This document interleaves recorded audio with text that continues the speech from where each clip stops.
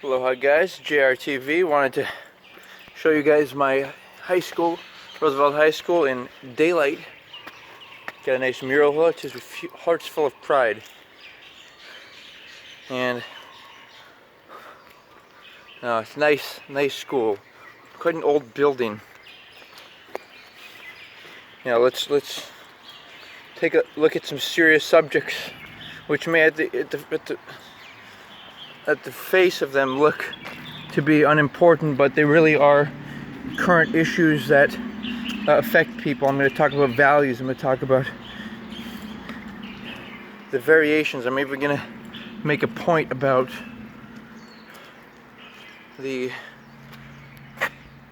how can or should we spend the government help, the encouragement to promote the economy.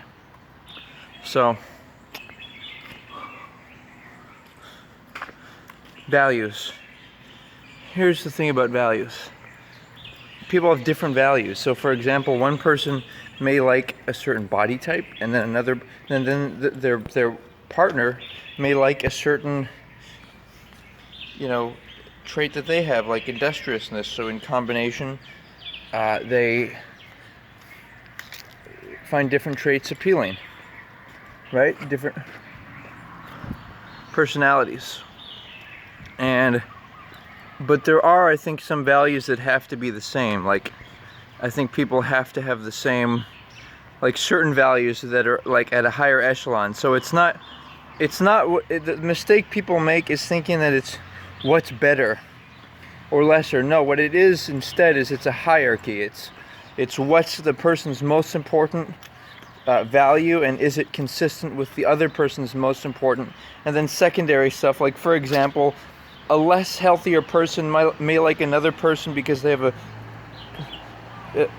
a very healthy person may like a less healthy person because that person has, say, a face that they find physically attractive, facial features. You see what I mean? There's nice stones, by the way, over here. It's like a megalith. Get the energy in the middle there. Brilliant white light. It's great to, when you do light work, it's great to stand in a place like this because you can easily imagine beams going through and so on. Here's the deal, guys.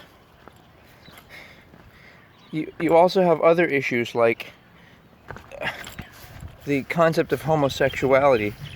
It's a reality, and bisexuality, and I just don't think it's ideal. Like, I wouldn't want to be homosexual or bisexual, but I think people, and we should make them feel comfortable that they are, if they are. The issue of concern is that it's more difficult to connect as the collective brotherhoods separately with the collective sisterhoods of man. I think that's why religions are really resistant to it, but it's a fact of life. And we don't know whether it's because, for example, a guy was raised with a bunch of women, or environmental reasons, or if they were just born as such, or maybe if there's some genetic issues, like, for example, people consuming too much soy products, or even, this might be interesting to you, I'm even suggesting that there's something else out there, and what it is it's when people are around Wi-Fi too much, or around too many women. Like, if you have many relationships with women, many intimate, I feel like you begin to have a decreased appetite or enthusiasm or magnetism towards women's body and the vagina. And so what I'm saying is, people who have many sexual encounters, whether heterosexual men or heterosexual women, I think it eschews their sexuality, and it may not actually change it from hetero to bisexual, for example, but I think it lessens the magnetism, and it obviously, as we know, it lessens the time and energy that they have in order to experience true love and true love of themselves and their dreams, and not just giving their energy to a person at random because they in theory feel lonesome or something. That's an invalid approach to life, I feel, as being humans. I think humans were designed for more than that. And some people say, well, I'm lonely, and I for example, I might say I don't have much time left in my life, or there's only so much time, so you gotta have experiences. But that's not how fucking God operates.